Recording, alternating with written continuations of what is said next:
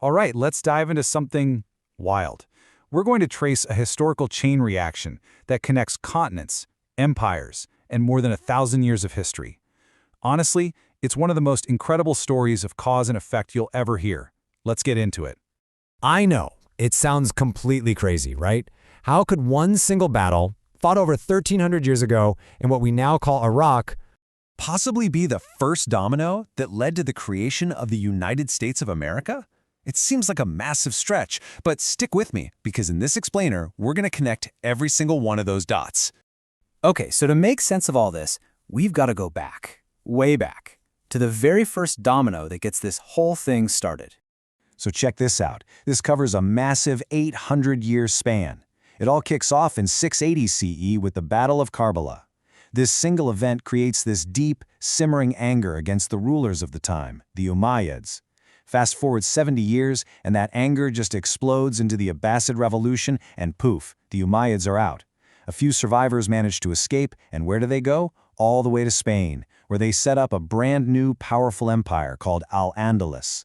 And this place thrives for almost 800 years, until, in 1492, it finally falls. Then you have to understand, the fall of Muslim Spain wasn't just some local news story. No way. This sent a massive shockwave across all of Europe. It basically set the entire continent up for a crisis that was about to change everything. Which brings us right to the next piece of the puzzle, Europe's traumatic reaction. Now, at this point, the big player on the world stage is the Ottoman Empire. They are the superpower. And to get back at Europe for what happened in Spain, the Sultan makes a huge power move. He plays his trump card and just shuts it all down. All the land routes for trade between Europe and Asia? Closed. He basically unplugged Europe's entire economy. And this right here just shows you what a massive bind Europe was in. I mean, look, the easy, cheap land route to India? Gone. Blocked. The only other option? Sail all the way around Africa. We're talking a ridiculously long, dangerous, and crazy expensive trip. The result? Total chaos. Stuff people needed for everyday life, especially spices, which were basically their medicine and refrigerators, suddenly cost a fortune. You get huge inflation. People are thrown into poverty. The continent was absolutely desperate for another way out. And that desperation, that is the absolute key, because it leads directly to this next completely unexpected chapter of our story. So here's the thing about Columbus. His famous voyage wasn't just some random adventure. Not at all. It was a direct result of that Ottoman blockade. In 1492, and get this, the exact same year Muslim Spain fell, he comes up with this wild idea. Hey, let's just sail west to get east. Spain was so desperate for a fix, they were like, sure, here's some money. And of course, 36 days later, he hits land, and he's totally convinced he's in India. Of course, this new world was packed with resources, and the empires of Europe wanted to cash in. But to do that, they needed a huge workforce. And the British Empire's solution was horrific. They turned to Africa and forcibly brought over 3.1 million enslaved people to the Americas to build their colonial machine.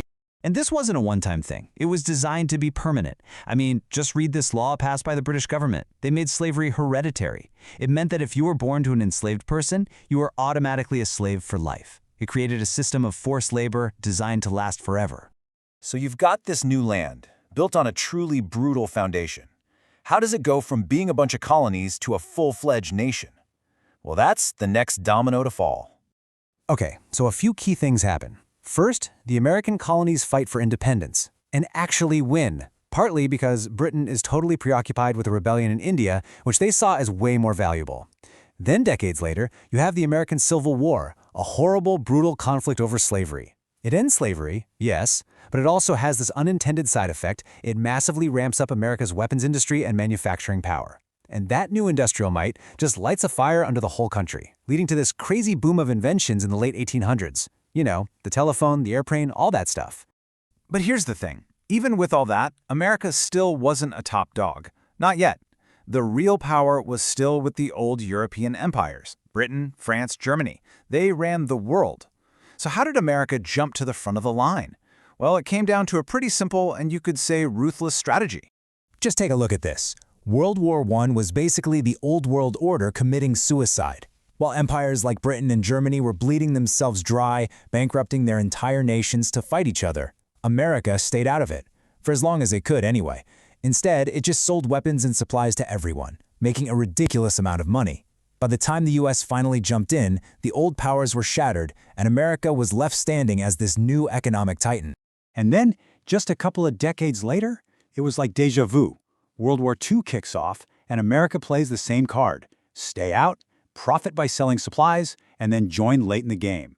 But this time there was a new piece on the board. A terrifying new weapon that wouldn't just end the war, but would completely rewrite the rules of power on planet Earth. And that brings us to the final chapter of this incredible 1,300-year story. How the world went from a bunch of competing empires to just one. So after World War II, the old European empires are basically dust.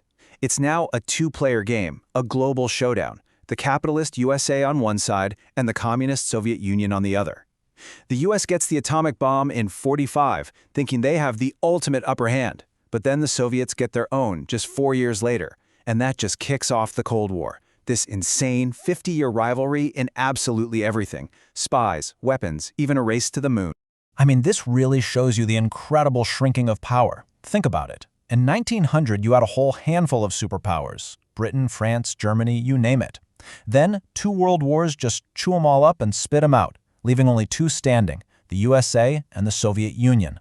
And then by 1991, the Soviet economy, which just couldn't keep pace with American spending, finally gives out.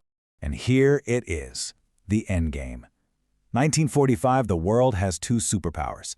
1949, the Cold War arms race begins. And then, in 1991, the very last domino in our 1,300-year chain reaction finally tips over.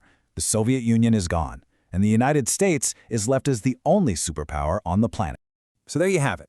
From a single battle in 680 to the fall of an empire in Spain, to a voyage that stumbled upon a new continent, all the way to the end of the Cold War, we follow this absolutely wild chain of events that built the modern world.